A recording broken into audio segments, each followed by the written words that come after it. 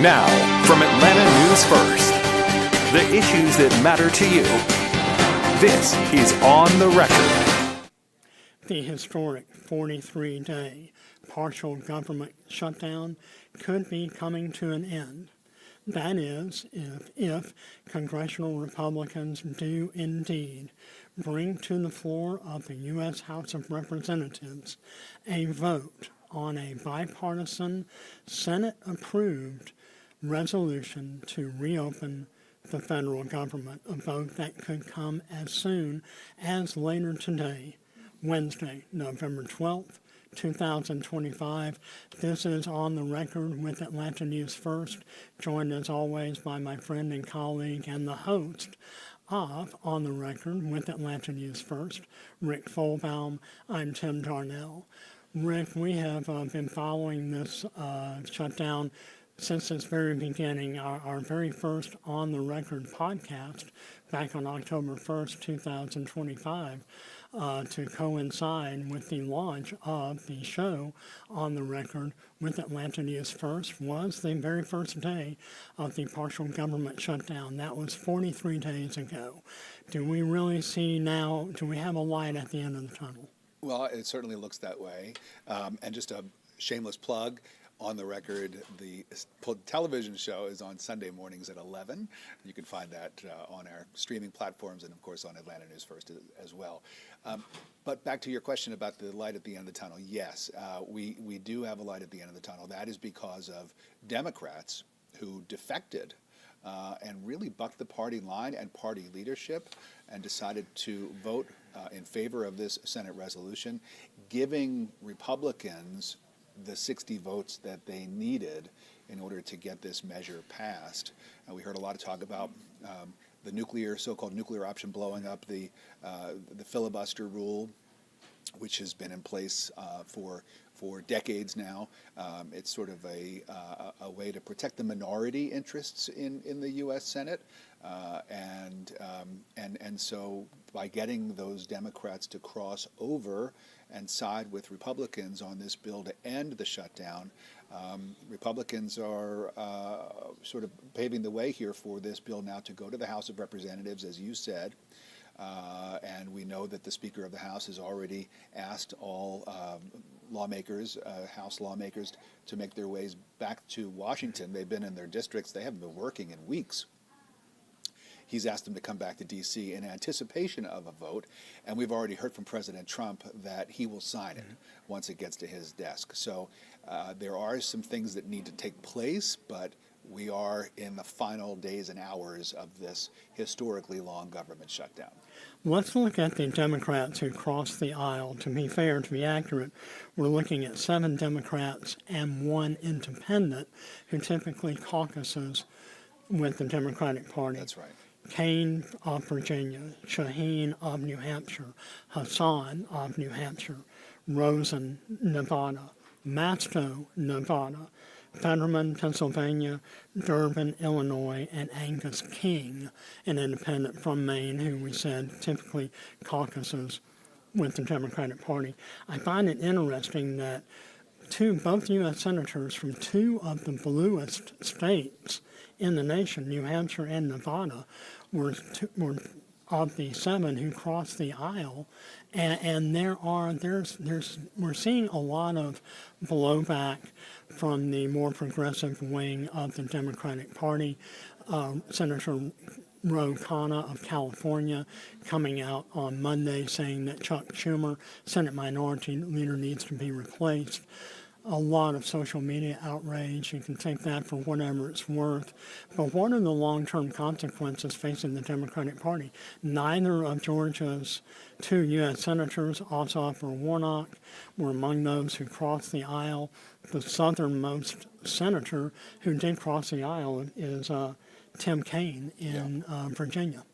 Right. Tim Kaine, the former vice presidential nominee of the Democratic Party. Dick Durbin, who has been in party leadership for so many years. So we're not talking about sort of, some obscure group of Democrats, renegade Democrats, who were deciding to do this. We're talking about really establishment members of the Democratic Party who had evidently decided that they had seen enough. Reports about delays at airports with Thanksgiving coming up. I think that probably spooked a lot of lawmakers in Washington. We heard that President Trump was really encouraging Republican leadership to get this done. He was sort of on the sidelines encouraging this.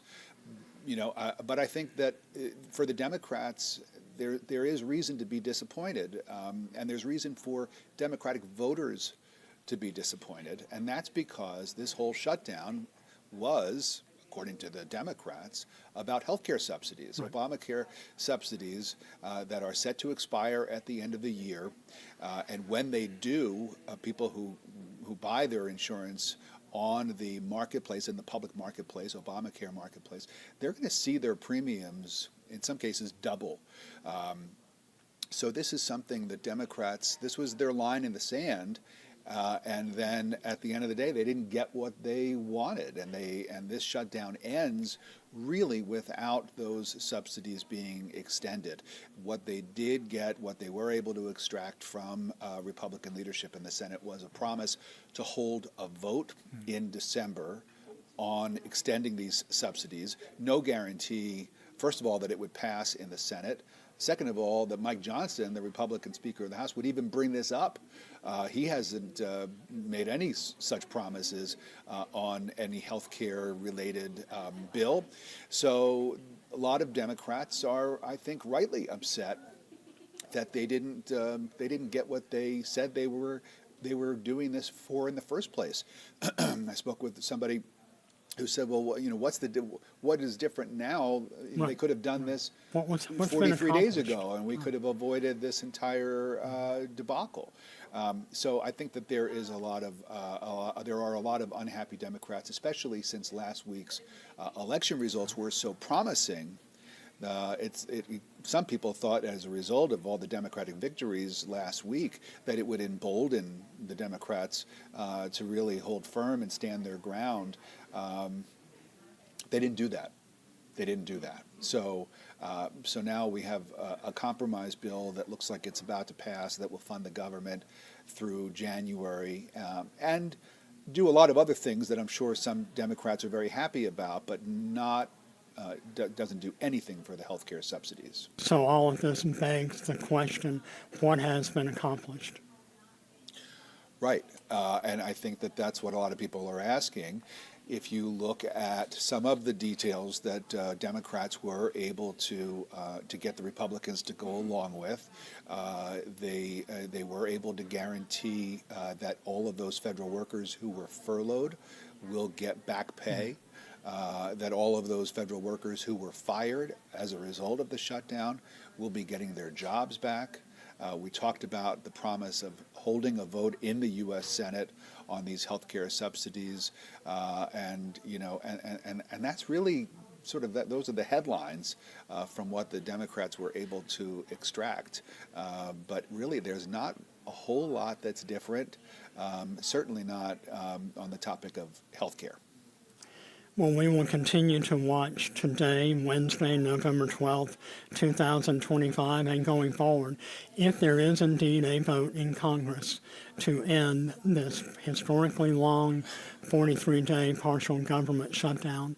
The other item that we're watching is that in a matter of hours, a deadline will have passed to have a new special prosecutor appointed for the continuing investigation and indictment of President Donald Trump and 18 of his Republican allies in the historic Georgia election interference case.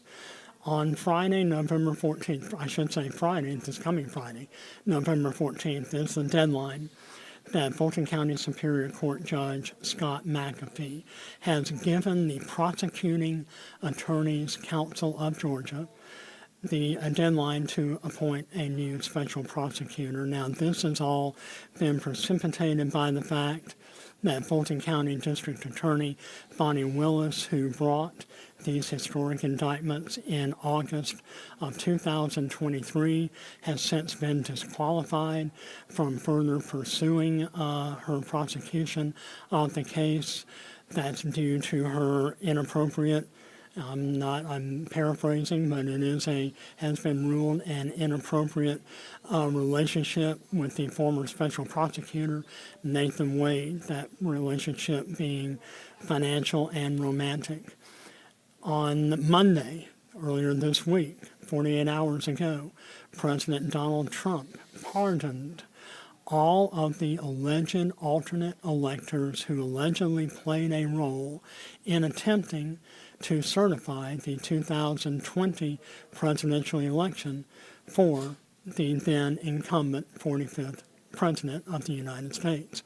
Rick, one of those pardoned, Lieutenant Governor Burt Jones. That's right. Who was not named in Fulton County DA Bonnie Willis's criminal indictment. He was mentioned as an unindicted co-conspirator, but he was an alternate elector who did attempt to certify Georgia in the President Trump's category as a win in the aftermath of the 2020 election. These pardons that President Trump issued yesterday were only for federal charges. So despite the fact that all 18 of the individuals listed in Bonnie Willis's indictment are included in these pardons, the federal pardons really don't have anything to do with the case that we're now waiting to see if a special prosecutor is going to be appointed to. That's right. These are really symbolic at this point, preemptive. I guess the president wanted to get out, in front of the potential of any federal charges, although to think that his own Justice Department would bring any kind of election interference charges against any of his allies, I think, is laughable. But you're right. I mean, the pardons that were issued by President Trump for these folks who were allegedly involved in trying to undermine the election results here in Georgia, really don't do anything as far as any kind of state or local charges that might be brought against them. They are still susceptible to those charges, should they be brought. I mean, we have President Trump delivering a bit of a gift in the pardons. We could see really a more important gift handed to these potential defendants if the prosecutorial counsel that you mentioned decides, rather than reassigning this case to a different prosecutor, throwing it out altogether. And that's one of their options, is to get rid of this case altogether. And that, of course, would be the ultimate pardon on the part of prosecutors here in the state of Georgia. You mentioned Burt Young. You called him an alternate juror. Let's be clear and not mince words. He was a alternate elector. He was a fake elector, and he was one of many who were assembled by the Trump campaign in an attempt to really subvert the election results here in Georgia back in 2020. These so-called alternate electors were going to apparently take the place of the duly elected electors and override the actual election results here, which, as we know right now, is a very narrow victory for Joe Biden. And so we'll see. We have the pardon, but I think that the deadline coming up on Friday from the prosecutors and the prosecutorial counsel, I think, could be even better news for some of these defendants who are still sort of in a legal limbo here as this case winds its way through the court system. Only a few hours after the news broke that President Trump has pardoned those alternate electors across the nation, not only here in Georgia, but across the U.S., Pete Scandalakis, who is the executive director of the Prosecuting Attorney's Council of Georgia, said he had been made aware of the pardons. As everyone knows, these are RICO or racketeering charges that Bonnie Willis has brought against President Donald Trump and more than a dozen Georgia allies. and they really have no bearing on his case. He did say, and I'm paraphrasing, his counsel will continue to diligently pursue the case and fulfill all of its legal requirements and obligations that Fulton County Superior Court Judge Scott McAfee, who is overseeing the case, has laid forward or has laid out. All of this is also coming ahead of a significant bit of news that we will be following on Thursday, when a special Georgia State Senate Committee on Investigations that has been looking into and impaneled to investigate Fonnie Willis's use and her conduct and her behavior during her prosecution of President Donald Trump will be having another meeting on Thursday, November 14th. Or I should say, Thursday, this coming Thursday, November 14th at 10 a.m. at the state capitol. So that is another issue that we will be following. It has been reported that Fulton County DA Fonnie Willis will not be appearing at that Senate Committee on Investigations, but has perhaps rescheduled her appearance. Rick, you mentioned Sundays, every Sunday morning at 11 a.m. on Atlanta News First. Give us a wrap-up of some of the issues that your show has covered, not only recently, but what's ahead on our agenda as we head into the holiday season. Sure. Well, of course, we've been reporting on the elections that took place last Tuesday and the election results, trying to dissect that, figure out what that means, what those Democratic victories in the Public Service Commission races, 2 seats flipped from Republican to Democrat last week. And we also have, a number of other races here that are still to be determined. We've got some city council races that are going to a runoff. We have the mayor of Sandy Springs race that is going to a runoff. South Fulton is having a mayoral runoff as well. So we're going to be talking about all of that and getting some analysis on all of those things moving forward. And of course, we'll talk about the politics of the shutdown. And how long it will take for the federal government to fully get back up and running. Right, and that's going to take a little while, and we know that there are people who are hurting in the meantime because of the disruptions at the airports, with SNAP benefits. All of those things have been impacted, and so we'll see how long it takes to get everything back up and running, and we'll also ask our panel exactly who they think politically won the shutdown, and whether the Democrats should be sort of slinking away, having lost the shutdown, or whether the fact that they made this such an issue, they sort of set the table for next year's midterms. When they can bring health care back up once again. It certainly is an issue that the Democrats have won on before and think that they can win on in the future. A reminder to watch every edition of On the Record with Atlanta News First every Sunday at 11 a.m. on Atlanta News First, and also WANF TV, Channel 46.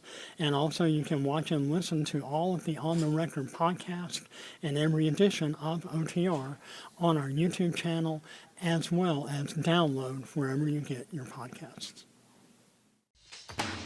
Thank you for watching ANF Plus. For more breaking news, live coverage, and your community stories, download the Atlanta News First app. You can also watch us on YouTube, Roku, Apple TV, and Fire TV. To join the conversation on YouTube Live, visit our channel and hit subscribe. You can also listen to the Atlanta News First podcast by searching Atlanta News First on your preferred listening platform.